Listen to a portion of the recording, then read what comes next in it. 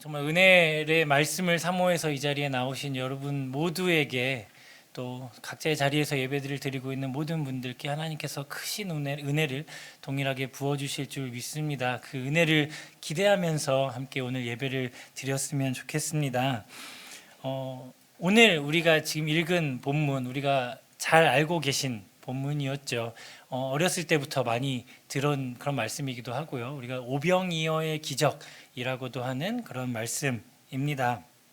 예수님께서 떡 5개, 빵 5개와 물고기 2마리로 5천 명, 오늘 기록대로라면, 본문의 기록대로라면 5천 명을 먹이신 아주 놀라운 사건입니다. 놀랍기도 하고 글자 그대로 봤을 때 떡 5개와 물고기 2마리로 5천 명을 먹이신 정말 말도 안 되는 그런 사건이죠.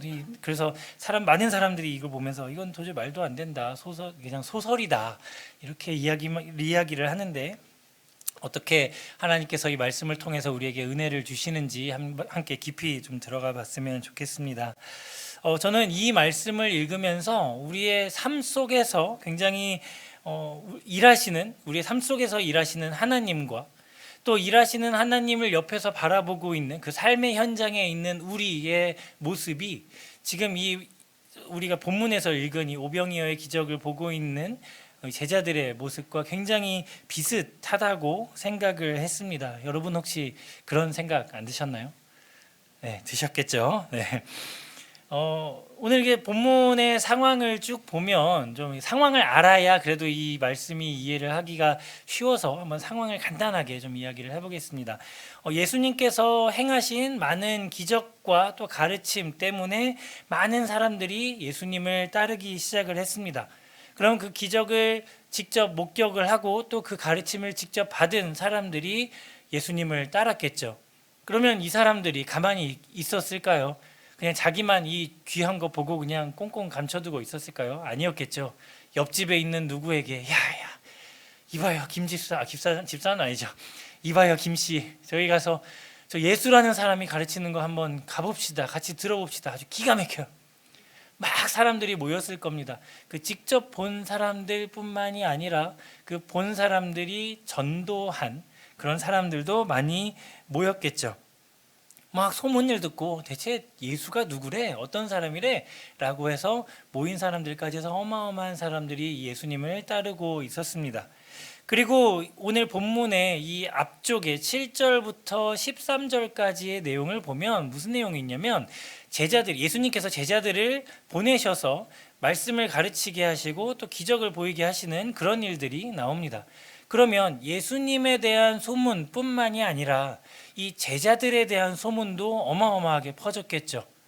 야, 저기 예수라는 사람이 있고 그 한 12명의 제자들이 막 우르르 다니면서 하는데 엄청나대, 우리도 한번 가보자 라고 해갖고 많이 따라다녔을 겁니다. 이 일 때문에 소문이 어마어마했겠죠. 그래서 오늘 이제 본문의 33절에서 이렇게 얘기합니다. 그들이 가는 것을 보았다고 했습니다. 예수님과 그 제자들이 어디론가 가는 것을 보았다고 기록을 하고 있습니다. 예수님이 그러셨던 것처럼 많은 능력을 행한 그 제자들이 가는 것을 보고 사람들이 도보로 뛰어서 이동을 했다고, 모든 고을로부터 달려왔다고 기록을 하고 있습니다. 예수님과 제자들이 또 그들에게 무언가 주지는 않을까, 또 뭔가 신기한 걸 보여주지는 않을까, 또 나의 병을 낫게 해주지는 않을까, 나의 삶을 변화시켜 주지는 않을까, 그런 기대감에 예수님과 제자들을 따라다녔습니다. 딱 요 상황을 보면서 되게 우리의 상황과 지금 이 시대를 살아가고 있는 우리의 상황과 굉장히 비슷하다고 첫 번째로 느꼈습니다. 우리는 먼저 하나님께서 부르시고 믿게 하신 자들로서 이 세상에서 믿음을 지키며 또 하나님께서 우리 삶에서 행하시는 그 능력을 보여주며 살아가고 있죠.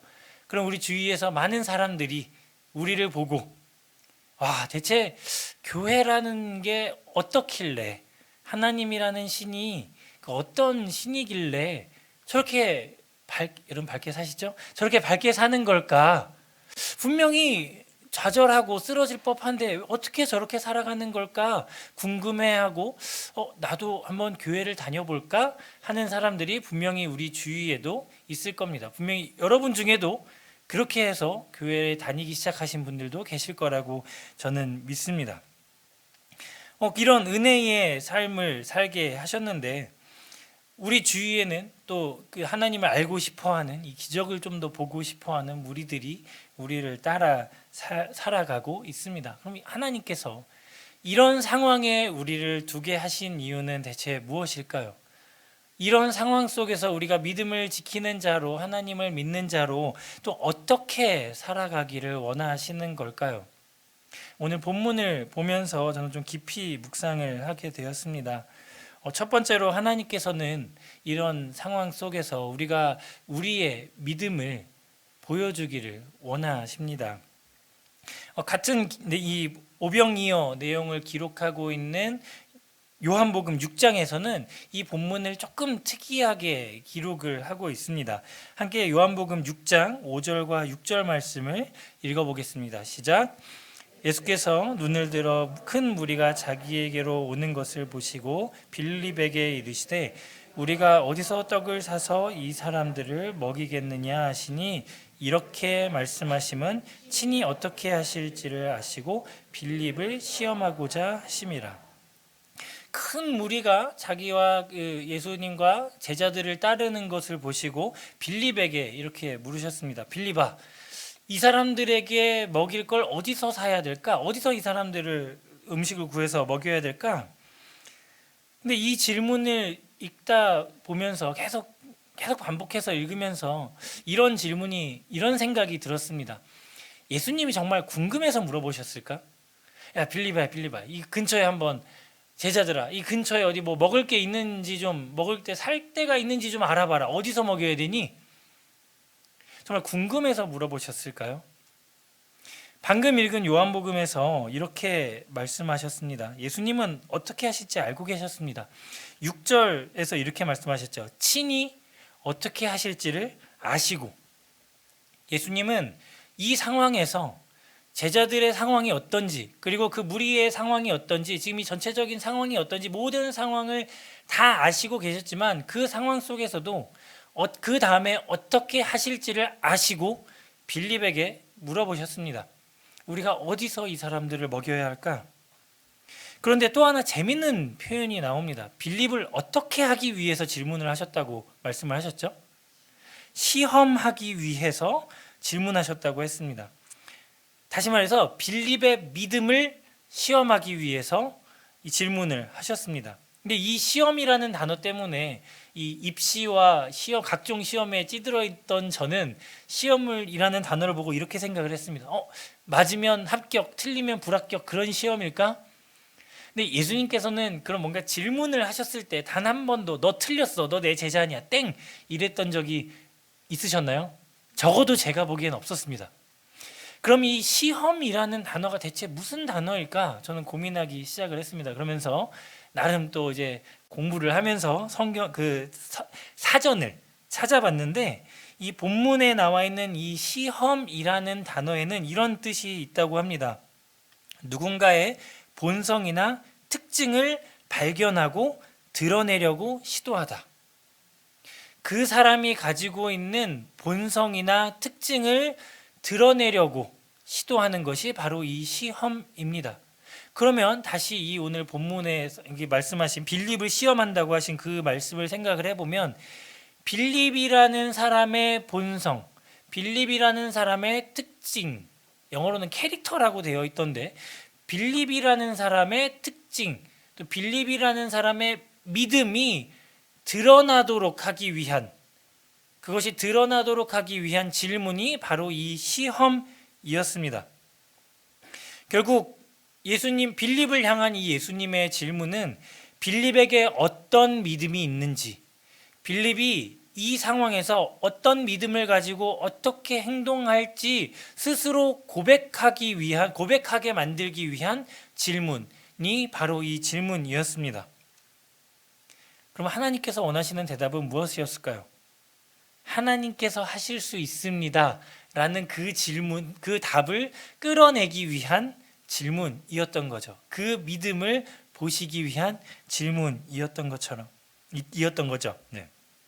성경에는 이것처럼 하나님께서 이 믿음을 보시기 위해서, 믿음을 굳게 하기 위해서 내리시는 시험이 여러 번 나옵니다. 우리가 대표적으로 잘 알고 있는 인물이 있습니다. 딱 시험 하면 떠오르는 인물 누가 있죠? 욥. 네. 다 속으로 생각하시죠? 마스크로 가리셔갖고 안 보였는데. 네. 아마 이 욥에게 하신 시험이 가장 대표적인 시험이 아닐까 저는 그렇게 생각을 했습니다. 하나님께서는 이 욥이 어떤 시험을 당해도 절대 하나님을 배반하지 않을 것이라고 알고 계셨습니다. 다 알고 계셨습니다. 그래서 사탄이 저봐요, 하나님이 너무 잘해주시니까 저렇게 믿는 거죠 라고 했는데도 하나님은 결코 하나님을 떠나지 않을 것이라는 것을 알기 때문에 그럼 한번 해봐 라고 사탄에게 욥을 시험하도록 하셨죠. 그래서 욥이 어떤 상황에 처했죠? 가지고 있는 것을 다 잃어버리고 자신의 몸마저 엉망이 된 그런 절망스러운 상황 속에서 저는 그 욥의 이야기를 보면서 와, 이거는 욕을 해도 이거는 인정해 주겠다 라고 할 수 있는 그런 상황인데도 욥은 입술로 결코 하나님을 저주하지 않고 입술로 범죄하지 않고 하나님에 대한 믿음을 고백했습니다. 욥이 뭐라고 고백했죠? 욥기 1장 21절 하반절에서 욥이 이렇게 고백을 합니다. 같이 읽어볼까요? 시작. 주신 이도 여호와시요 거두신 이도 여호와시니 여호와의 이름이 찬송을 받을지니라 하고. 아멘. 그 모든 게 다 없어져 버린, 건강마저 없어져 버린 그런 상황 속에서 욥은 주신 이도 하나님이시고 거두어 가시는 분도 하나님이시기 때문에 이건 내가 하나님을 저주할 게 아니다. 그냥 하나님은 영원히 찬송 받으실 분이다 라고 믿음을 고백을 했습니다. 욥이 이렇게 하나님에 대한 믿음을 고백을 했을 때 하나님께서는 욥에게 그전보다 더 큰 복을 누릴 수 있게 내려주셨죠. 우리가 어디서 떡을 사서 이 사람들을 먹이겠느냐? 예수님께서 빌립이 고백하기 원하시는 대답은 어디서에 대한 빌립의 대답은 예수님께서 원하시는 대답은 하늘에서부터였습니다. 하나님으로부터였습니다. 하나님께서는 하실 수 있습니다. 비록 나는 없지만 하나님께서 하실 수 있습니다 라는 그 믿음의 고백을 하기 원하셨습니다. 하나님은 이미 방법을 다 알고 준비해 놓고 계셨기 때문이죠. 지금까지 여러분들, 우리 성도님들 살아가면서 정말 많은 일들을 겪으셨죠. 정말 많은 고난을 겪으셨죠. 정말 내 힘으로 도저히 어떻게 해결할 수 없는 그런 일들을 많이 겪으셨죠. 그리고 정말 복된 일이지만 앞으로도 그런 일들을 더 많이 겪으실 겁니다. 복입니다. 이거 얼마나 큰 복인가요? 별로 복이 아닌 것 같죠? 우리의 믿음을 잡고 흔들고 우리를 어떻게든 쓰러뜨리려고 하는 그런 일들을 앞으로의 인생에서 더 많이 겪게 될 게 분명합니다. 왜 그럴까요? 하나님이 그 속에서 우리 입술을 통해서 우리 마음 속에서 주신 이도 하나님이시오 거두어 가시는 이도 하나님이시니 오직 하나님만 높임을 받으실 분이십니다 라는 고백을 할 것을 하나님은 아시기 때문에, 여러분들이 그런 고백을 하실 것이라는 것을 하나님은 아시기 때문에 여러분에게 그런 고난을 준비해 놓고 계신다는 것을 믿음으로 아멘 하시기 바랍니다. 하나님은 우리의 마음과 입으로 하나님을 저주하지 않고 이렇게 믿음을 고백하기 원하십니다. 우리의 믿음을 시험하고 계신 것입니다. 여러분이 어떤 특징을 가지고 있는, 어떤 본성을 가지고 있는지, 어떤 믿음의 본성을 가지고 있는지 드러내기 위해서 여러분을 그렇게 인도하시고 계신 것입니다. 여러분은 지금까지 그런 상황 속에서 어떻게 살아오셨나요? 그렇게 믿음을 고백하면서 살아오셨나요? 아니면 원망하고 불평하고 주저앉아서 그저 좌절하고 계셨나요? 마태복음 7장에서 백부장의 하인을 고치실 때 예수님께서 이렇게 말씀하셨습니다. 내 믿음대로 될지어다. 네가 믿고 있는 그 믿음대로 될지어다.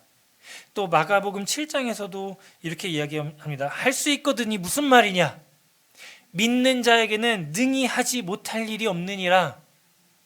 비록 나의 상황은 너무 주저앉고 싶고 다 포기하고 싶고 정말 도저히 어떻게 할 수 없어 할 법한 상황이지만 하나님 믿습니다. 정말 이 악물고 고백하더라도 하나님 믿습니다. 진짜 믿을게요 라고 고백을 하더라도 그렇게 고백하시길 바랍니다. 믿는 자에겐 능히 하지 못할 일이 없는 줄 믿습니다. 혹시 나에게 믿음이 없다면 그 귀신 들린 아이의 아버지가 이야기했던 것처럼 주여 나의 믿음 없는 것을 도와주소서 그렇게 도움을 구하는 여러분들이 되시길 주님의 이름으로 축복합니다. 두 번째로 하나님께서는 우리가 가진 것을 그대로 하나님께 드리기를 원하십니다. 오늘 이 오병이어 사건에서 이 제자들이 하고 있는 행동들을 보면 굉장히 그럴 법해 라고 생각이 들 정도로 합리적이고 이성적이고 굉장히 정확하게 상황을 판단하고 행동을 했습니다. 지금 어떤 상황인지 다시 한번 볼까요? 예수님께서 사람들을 여러 가지로 가르치시느라 날은 저물었습니다. 해가 졌죠. 그리고 사람들이 어디에 모여 있죠? 빈들에 모여 있습니다. 뭔가 어디 집회 장소, 공연장 이런 것도 아니고 정말 허허 벌판 아무것도 없는 빈들에 모여 있습니다. 제자들이 그들에게 뭔가 줄 수 있는 상황도 아니었습니다. 제자들이 바로 직전에 뭘 하고 왔다 그랬죠? 전도 여행을 떠나고 둘씩 모여서 전도 여행을 하고 돌아왔습니다. 그리고 오늘 앞에 보면 그들도 먹을 겨를조차 없었다고 이야기를 하죠. 정말 배도 고프고 우리도 배가 고프고 줄 것도 없고 이렇게 그런 상황이었습니다. 그리고 이 당시에는 이 유대인들은 사람의 숫자를 셀 때 어떻게 숫자를 셌는지 혹시 아시나요? 올해 2023년이 시작하면서 우리 매일 성경 본문이 어디죠? 민수기죠. 그렇죠. 민수기 1장에서 계수를 하는 방법에 대해서 나옵니다. 어떻게 계수를 하라고 말씀을 하셨을까요? 20세 이상 싸울 수 있는 사람, 20세 이상에 싸울 수 있는 사람만 계수에 포함이 됐습니다. 제가 예전에 중등부에서 설교를 할 때 좀 이해하기 쉽게 하기 위해서 좀 장난스럽게 이야기를 했는데 너네들은 사람으로 치지도 않았다. 이렇게 숫자도 안 셌다. 이렇게 얘기를 했었는데 실제로 이 20세 미만의 남자아이들 그리고 여성들 그리고 싸울 수 없는 노인 싸울 수 없는 사람들은 계수에 들어가지 않았습니다. 그래서 오늘 본문의 맨 끝에 보면 이 떡을 먹은 남자만 5,000명이었다라고 기록을 하고 있죠. 근데 우리는 이 5,000명이라는 숫자에 꽂혀서 그냥 오병이어 보리떡 5개와 보리떡 5개와 물고기 2마리로 5,000명을 먹이셨다라고만 그냥 생각을 하고 있는데 이 본문을 여러 가지로 연구하는 학자들은 이게 남자만 5,000명이었으니 그 당시에 이 계수하는 방법에 따라서 5,000명이었으니 아마 이 자리에 모인 사람들은 적어도 15,000명에서 2만 명 이상은 되지 않았을까라고 추측을 계산을 했습니다. 그죠? 20살 이상에 싸울 수 있는 남성만 5,000명이었으니 어린아이들과 청소년들과 여성들 그리고 싸울 수 없는 사람들 이래저래 하면 한 15,000명, 2만 명 정도 될 것 같습니다. 그럼 다시 한번 해는 저물었고 빈들에 수만 명의 사람들이 모여 있습니다. 제자들은 지금 전도 여행을 마치고 돌아왔고 아무것도 이들에게 줄 수 있는 게 없습니다. 그래서 제자들은 예수님께 이렇게 이야기를 했습니다. 36절과 37절에 보면 제자들이 예수님께 이렇게 이야기를 합니다. 무리를 보내 마을로 가서 무엇을 사 먹게 하옵소서. 또 37절에서 우리가 가서 200데나리온의 떡을 사다 먹이리까. 이 제자들의 이 대답은 어떤 의미였을까요? 딱 봐도 우리는 줄 수 있는 게 없습니다. 이 수만 명의 사람을 우리가 어떻게 먹입니까?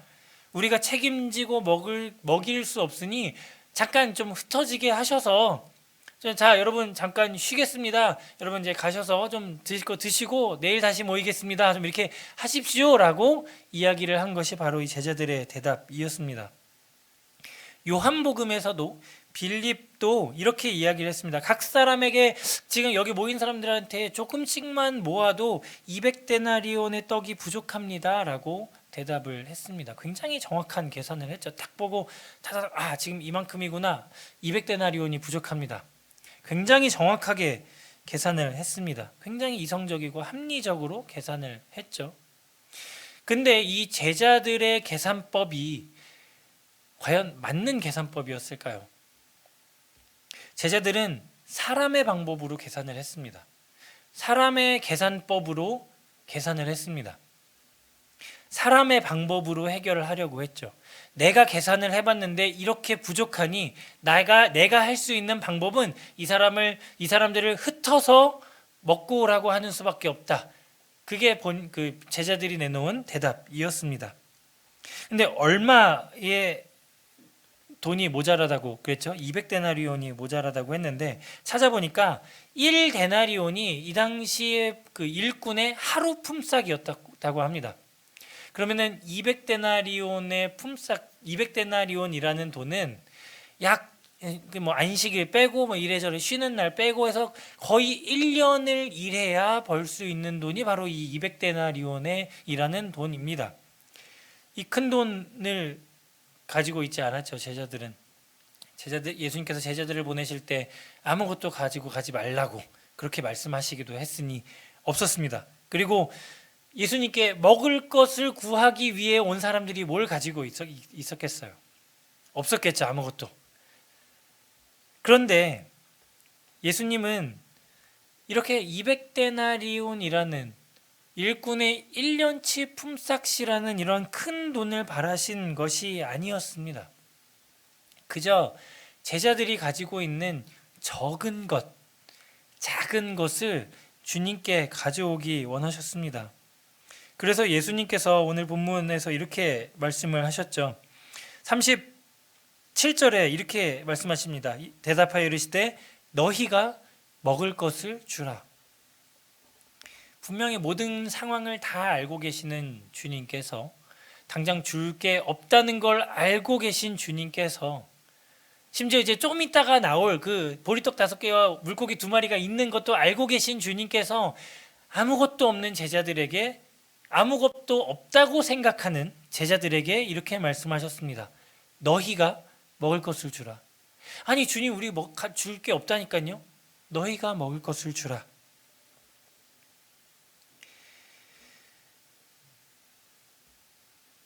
(38절에서) 너희에게 떡 몇 개나 있는지 가서 보라 라고 말씀을 하셨습니다. 그러면서 주님께서는 너희에게 떡 몇 개가 있는지 가서 보라. 근데 이 질문을 보는 이 포인트, 관점이 어디냐에 따라서 이 질문에 대한 대답이 굉장히 달라집니다. 너희에게 몇 개가 있는지 보라 라고 하면 우리가 할 수 있는 대답은, 이 당시 제자들이 할 수 있는 대답이 뭐였죠? 우리는 물고기 5개, 보리떡 5개, 물고기 2마리 있습니다 라고 대답을 하겠죠. 그런데 주님께서는 이 질문을 하실 때 몇 개가 있는지 보라가 아니라 몇 개가 있는지 보라 라고 질문을 하셨다고 저는 이 말씀을 계속 읽으면서 묵상이 됐습니다. 몇 개인 건 중요하지 않아. 너희에게 뭐가 있는지 한번 봐봐. 너희들은 지금 줄 게 없다고 했는데 너희가 가진 것이 뭐가 있는지 한번 봐봐 라고 주님께서 질문을 하셨습니다. 너희 지금 손에 들고 있는 거, 하나님이 너희에게 주신 거, 너희들은 그거 아무것도 아니라고 했는데, 도저히 이거 갖다 뭘 할 수 없다고 했는데, 그거 하나님이 주신 거야. 하나님이 주신 거 뭐 있나? 그 있는 걸 한번 봐봐 라고 말씀을 하신 거죠. 여러분, 무엇을 가지고 계신가요? 여러분, 무엇을 가지고 계신가요? 라는 질문이 아닙니다. 여러분, 무엇을 가지고 계신가요? 하나님이 여러분에게 무엇을 주셨나요? 하나님께서는 우리가 하나님께 뭔가 크고 거창하고 화려한 그런 걸 드려야, 좋은 것을 드려야, 우리 눈에 보기에 좋은 것을 드려야 기뻐하시는 분이 아닙니다. 우리 하나님께서는 작은 것이라도, 아주 적은 것이라도 하나님께 드릴 때 그것을 아주 기쁘게 받으시는 분입니다. 우리 주님께서도 한 아이가 가져온, 자기가 먹으려고 가져온, 아이가 먹으려고 가져온 빵과 떡을 받으시고, 그것을 받으셨을 때 기뻐하시고 축복하시고 나누지 않으셨습니까? 하나님의 기적은, 하나님의 일은 우리가 작은 것에, 적은 것에 감사하고 그것을 드릴 때 일어난다는 것을 믿으시기 바랍니다. 여러분은 하나님께 무엇을 드리실 수 있습니까? 우리는 평소에 섬김에 있어서, 봉사에 있어서, 뭔가 하나님의 일을 함에 있어서 내가 뭔가 이거 하나만 되면 내가 진짜 대박을 쳐가지고 내가 헌금 빡 할 수 있을 텐데. 그 중등부 고등부 아니면 청년들도 심지어 이런 얘기를 하는데, 제가 뭐 장난으로 물론 이런 이야기를 하긴 했지만, 목사님 제가 로또를 샀는데요, 로또를 사서 1등이 되면 제가 이거 헌금 1억 빡 할게요. 하나님은 그 1억에 기뻐하시지 않습니다.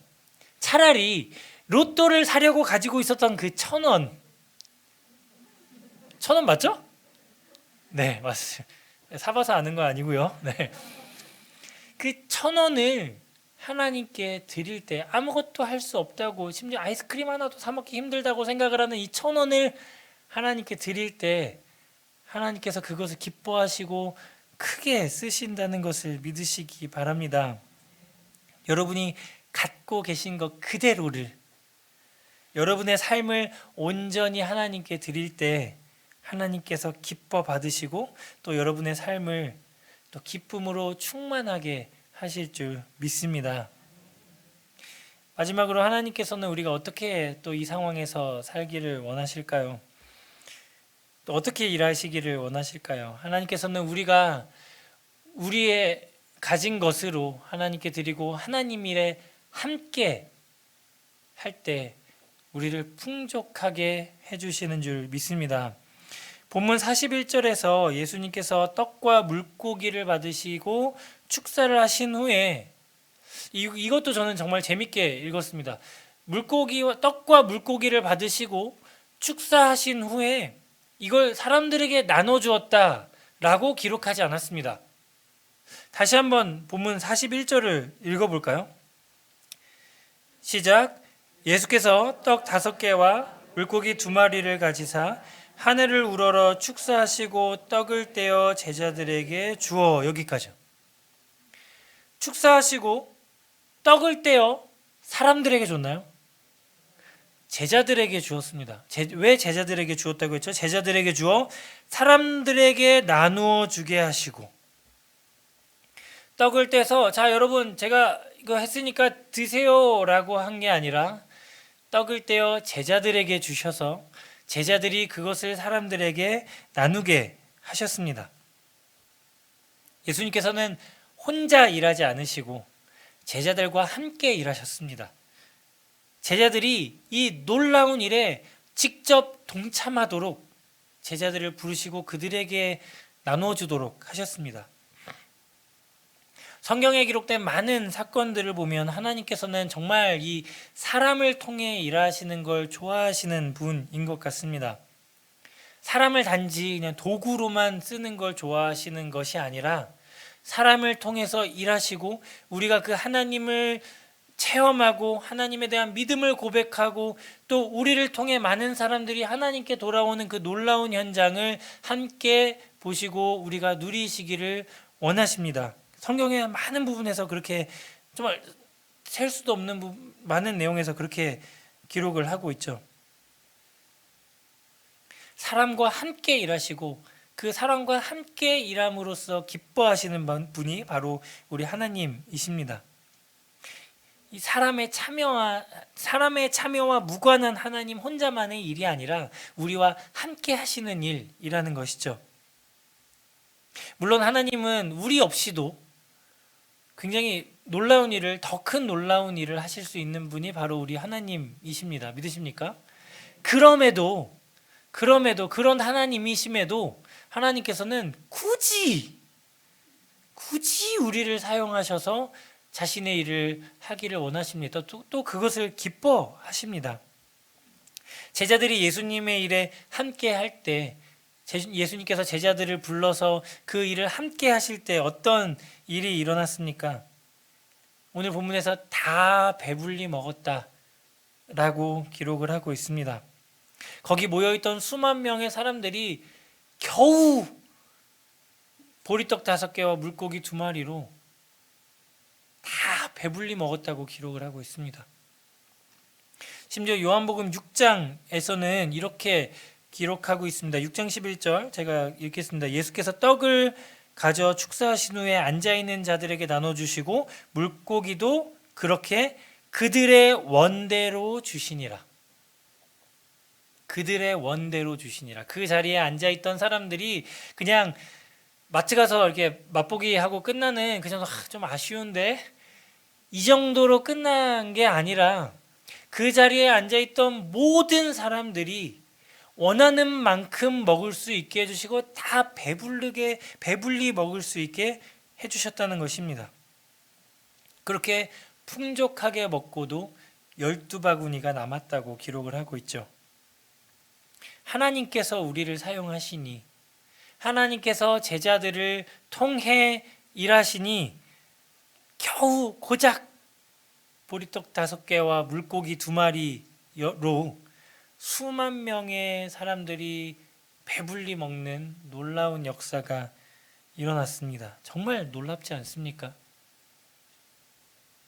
사랑하는 우리 성도 여러분, 하나님의 은혜 앞에서, 하나님의 능력 앞에서 사람의 숫자, 우리가 가지고 있는 것의 크기, 가치, 그런 것은 아무런 문제가 되지 않습니다. 심지어 우리 안에 있는 이 믿음조차도 저분은 저렇게 잘 믿고 크게 믿어서 저렇게 봉사하시고 나는 아직 믿음이 이것밖에 안 돼서 나는 섬기지 못할 것 같아. 집사님 교사 하셔야죠. 교사 하십시오, 여러분. 교사 하셔야죠. 제 믿음이 이것밖에 안 돼서요. 저 그런 대답을 많이 들었거든요. 이 섬기면서 자꾸 이게 교사로 이렇게 좀 이끌어 보려고 했더니 목사님 제가 믿음이 이것밖에 안 돼가지고요.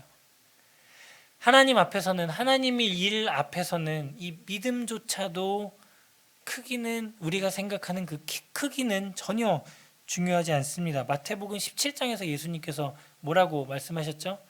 겨자씨의 비유를 드시면서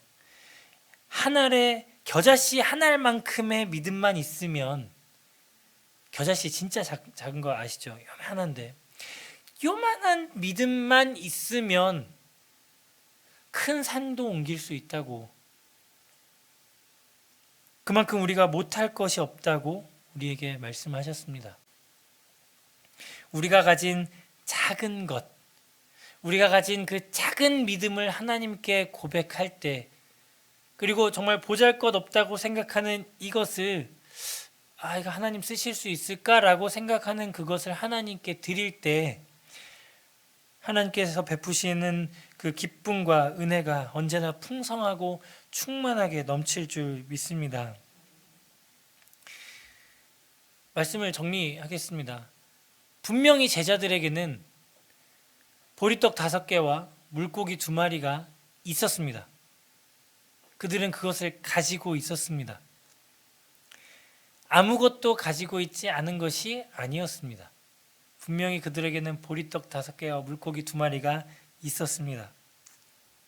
단지 그 제자들이 보니까 5천 명, 아니 수만 명의 사람들을 먹이기엔 너무 턱없이 부족하니까, 아니 대체 이거 갖다 내가 뭘 할 수 있겠어.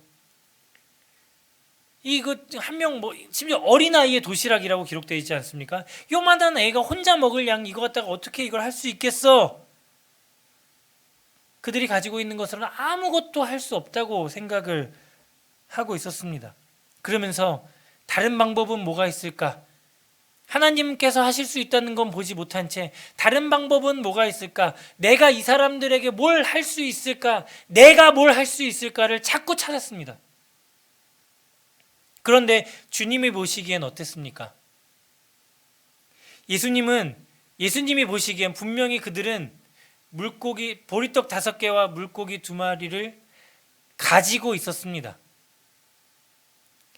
그리고 그것으로 이 수많은 사람들을 먹일 수 있다는 것, 하나님이 하시면 이 수많은 사람들을 먹일 수 있다는 걸 알고 계셨습니다.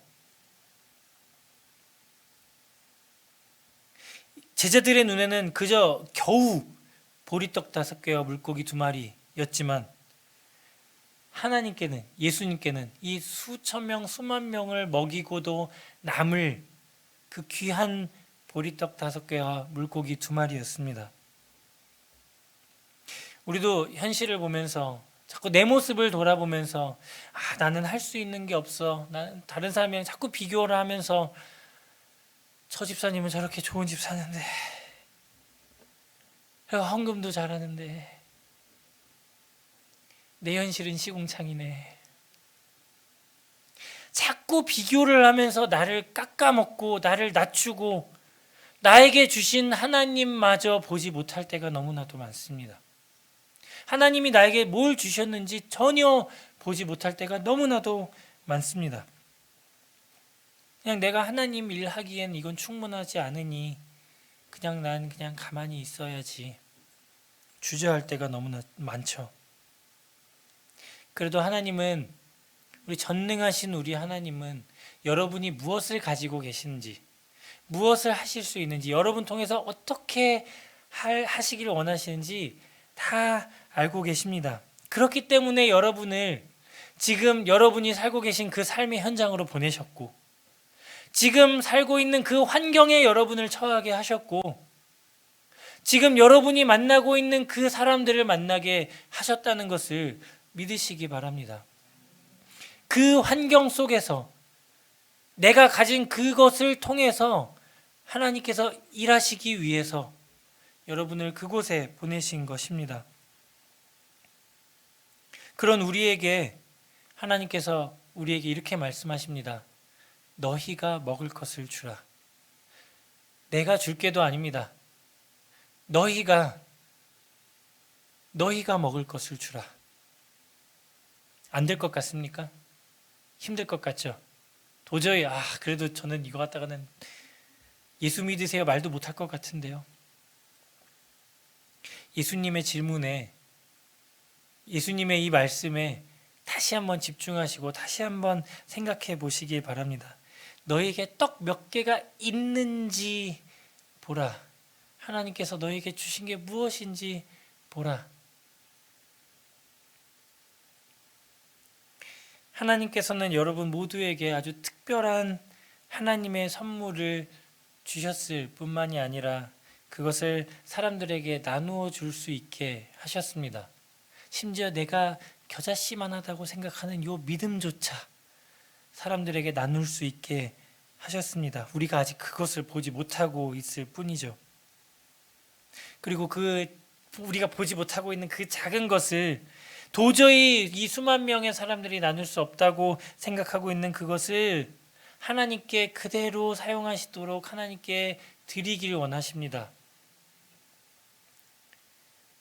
우리가 그렇게 하나님께서 사용해 주시옵소서 드린다면 하나님께서는 작은 것, 적은 것 가리지 않고 따지지 않고 묻지도 않고 따지지도 않고 그것을 통해 놀라운 일을 이루실 줄 믿으시길 바랍니다. 여러분의 삶의 현장이 정말 죽지 못해 사는, 근근히 살아가는 그런 삶인 것 같다 할지라도 그 인생은 결코 그렇지 않습니다. 하나님께서 일하시는 놀라운 현장이라는 것을 믿으시기 바랍니다. 그 사실을 잊지 말고 하나님께 기도하고 그것을 사용하시도록 하나님을 온전히 의지하시는 우리 하나은혜교회 모든 성도님들이 되시길 주님의 이름으로 축복합니다. 우리가 그렇게 우리의 삶을 드릴 때 하나님께서 우리를 통해서, 우리를 사용하셔서 놀라운 일을 행하시고 또 풍족하게 하실 줄 믿습니다. 제가 이 말씀을 묵상하면서 시편 147편 말씀을 좀 묵상을 했습니다. 10절과 11절의 말씀인데 한번 같이 읽어볼까요? 시작. 여호와는 말에 힘이 세다 하여 기뻐하지 아니하시며 사람의 다리가 억세다 하여 기뻐하시지 아니하시고 여호와는 자기를 경외하는 자들과 그의 인자하심을 바라는 자들을 기뻐하시는도다. 아멘. 하나님의 인자하심을 바라는 자들을 기뻐하신다고 하셨습니다. 이 시간에 비준비하시니라는 찬양을 우리 한번 해볼 때 아마 처음 해보시는 찬양일 겁니다. 근데 이 찬양의 가사를 보면 한번 제가 쭉 읽어드릴게요. 한번 가사를 띄워주시겠어요? 우리 주는 위대하며 능력이 많으시도다. 그의 지혜 무궁하며 인자는 영원하도다. 상한 자들을 고치시며 상처를 싸매시도다. 별들의 수를 세시며 이름을 붙이셨도다.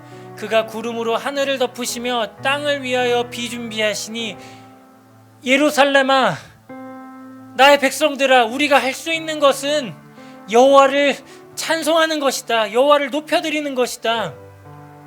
감사함으로 그 앞에 나가며 주의 임재 앞에 경배할지어다. 이게 시편 147편의 내용인데요. 나를 보지 않고 우리를 위해 이 마른 땅에 비를 준비하시는 놀라운 일을 행하시는 그 하나님을 함께 찬양하면 좋겠습니다. 좀 잘 모르시더라도 함께 따라하면서 이 비 준비하시니 한번 찬양하겠습니다. 우리 주는 위대하며 우리 주는 위대하며 능력이 많으시도다. 그의 지혜 무궁하며 인자는 영원하도다. 상한 자들 고치시며 상한 자들 고치시며 상처를 싸매시도다. 별들의 수를 세시며 이름을 붙이셨도다. 그가 구름으로 하늘을 덮으시며 땅을 위하여 비준비하시니 예루살렘아, 예루살렘아, 여호와를 찬송할지어다.